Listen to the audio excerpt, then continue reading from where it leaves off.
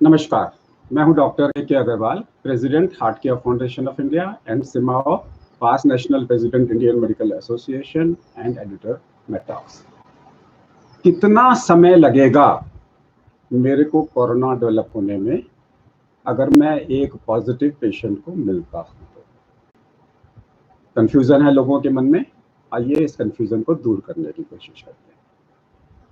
अगर किसी एक पेशेंट को टीबी है, फेफड़ों का टीबी है, उसका स्पूटम में एएफबी पॉजिटिव है और वो मेरे साथ में प्लेन में जर्नी कर रहा है और 4 घंटे के बाद में हमारा प्लेन लैंड कर जाता है, मेरे को टीबी होने के चांसेस बहुत कम हैं अगर वो मेरे साथ में भी बैठा हुआ है तो। क्योंकि टीबी का एक्सपोजर टाइम मेरे को कम से कम 8 घंटे का चाहिए।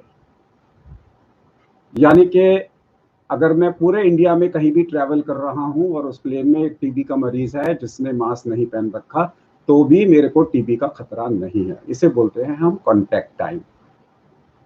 कॉन्टैक्ट टाइम कोरोना के अंदर में 30 मिनट का है। कुछ लोग 10 मिनट का भी बोलते हैं, लेकिन अगर हमारा जो सिमाओ गाइडलाइंस है, confederation of medical association of Asia and Oceania, हमारी गाइडलाइंस में ये 30 मिनट्स का है।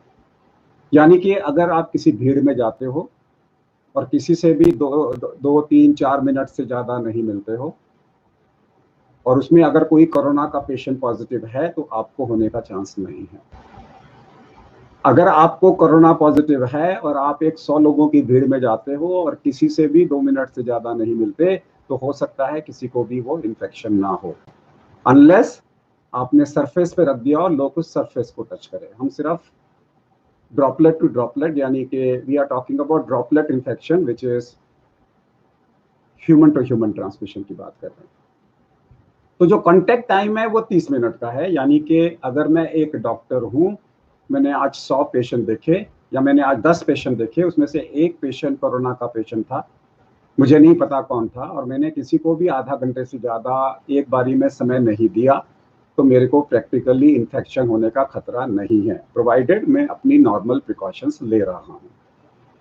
सो साइकेट्रिस्ट को अपना काउंसलिंग टाइम आधा घंटे से कम कर देना चाहिए। डॉक्टर सर्जन्स को अगर उनका surgical time less than 30 minutes है, it is fine. If it is more than 30 minutes तो डेफिनेटली 2 सर्जन्स को मिलकर सर्जरी करनी चाहिए, ताकि कोई भी एक सर्जन को आधा घंटे से ज़्यादा का सर्जिकल टाइम ना हो। अगर आप किसी रेस्टोरेंट में जा रहे हैं तो फिर आप आधा घंटे से कम का समय रखिए। अब पिक्चर हॉल जाएंगे वो तो पॉसिबल नहीं होगा कि आधा घंटे का होगा, इसलिए पिक्चर हॉल में हमेशा आपका रिस्क रहेगा। अगर मॉल पे घूमने जाएंगे तो रिस्क रहेगा, आपने कुछ खरीदना है, गए, खरीदा, वापस आ गए, तो आपको रिस्क नहीं है। याद रखिए, जो कॉन्टैक्ट टाइम है उसे हम 30 मिनट का बोलते हैं, लेकिन विद प्रिकॉशंस। अगर आप मॉल में, आप बाकायदा मॉल के अंदर में जा रहे हैं, आपने मास्क पहन रखा है, और मास्क पहनने के बाद में अगर आपका कॉन्टैक्ट टाइम वहाँ पे visiting line less than 30 minutes है और आपने हैंड वॉश की पूरी फैसिलिटी की हुई है, पूरी प्रिकॉशंस ली हुई है, तो आपको इन्फेक्शन नहीं होगा। अब ट्रेन के अंदर में डेफिनेटली आपका इन्फेक्शन रेट ज़्यादा होगा, बिकॉज ट्रेन आधा घंटे में तो नहीं पहुँचाएगी। उस सिचुएशन में आपको 6 फीट का सोशल डिस्टेंसिंग करना बहुत ज़रूरी है, और साथ में आपको ग्लव्स पहन के रहना है और हैंड वॉशिंग करना है। अगर ट्रेन के अंदर में आप बाथरूम में जा रहे हो तो हर चीज़ को क्लीन करो, फिर बाथरूम का इस्तेमाल करो, तो उसमें आपका खतरा मिनिमाइज हो जाएगा, ज़ीरो नहीं होगा।